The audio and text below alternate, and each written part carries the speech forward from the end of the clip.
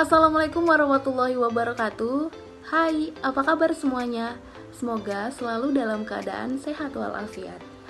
Perkenalkan, nama saya Siti Nural Alika.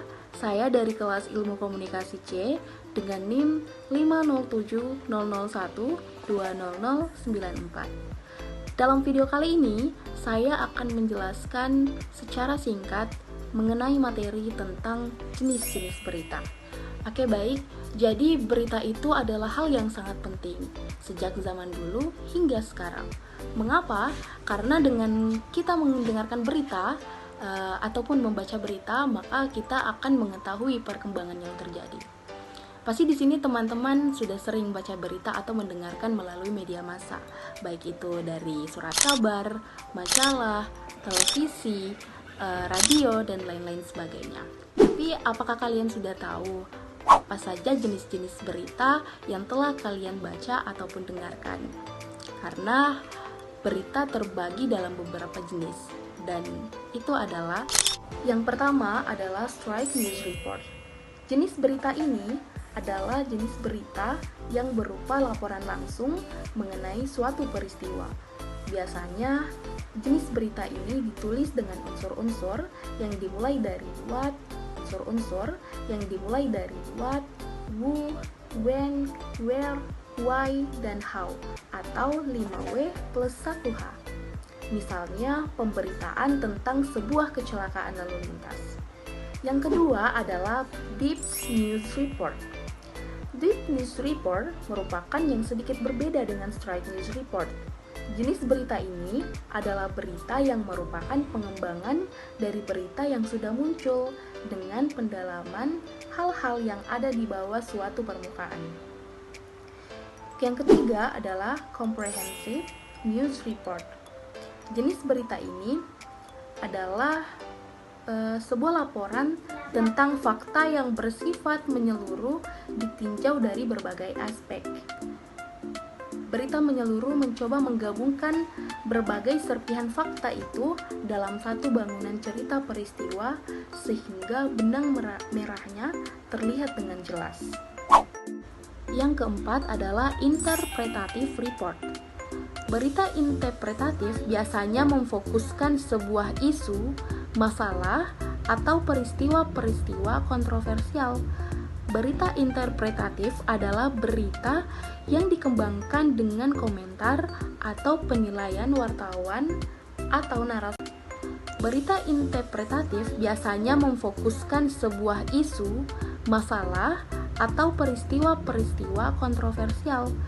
Berita interpretatif adalah berita yang dikembangkan dengan komentar atau penilaian wartawan atau narasumber yang kompeten atas berita yang muncul sebelumnya, sehingga merupakan gabungan antara fakta dan interpretasi. Yang kelima adalah feature story. Dalam berita berbentuk feature, reporter mencari fakta untuk menarik perhatian pembacanya.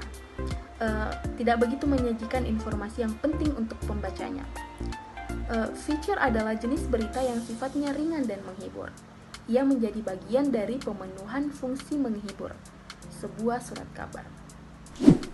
Selanjutnya adalah investigative reporting atau berita penyelidikan. Adalah berita yang diperoleh dan dikembangkan berdasarkan penelitian atau penyelidikan dari berbagai sumber. Investigative reporting berisikan hal-hal yang tidak jauh berbeda dengan laporan interpretatif. Namun demikian, dalam laporan investigasi, para wartawan melakukan penyelidikan untuk memperoleh fakta yang tersembunyi demi tujuan. Dan yang terakhir adalah opinion news. Opinion news merupakan berita opini atau opini yang berisikan laporan seseorang mengenai suatu hal, ide kreatif, pemikiran atau komentar terhadap sesuatu yang penting. Jenis berita opini ini biasanya berasal atau bersumber dari para ahli cendekiawan, profesor, atau pejabat mengenai suatu masalah atau peristiwa. Contoh dari opini berita misalnya adalah opini dari pengamat ekonomi mengenai turunnya harga rupiah di dunia.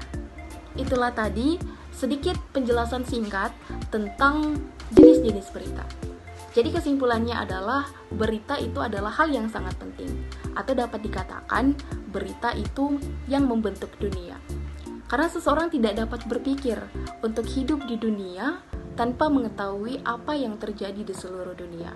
Dan berita itu yang kita dengarkan ataupun yang kita baca itu terbagi dalam beberapa jenis. Oleh karenanya kita harus tahu beberapa jenis dalam berita tersebut. Sekian dari saya, mungkin hanya ini yang dapat saya jelaskan. Semoga ada manfaatnya. Terima kasih. Wassalamualaikum warahmatullahi wabarakatuh.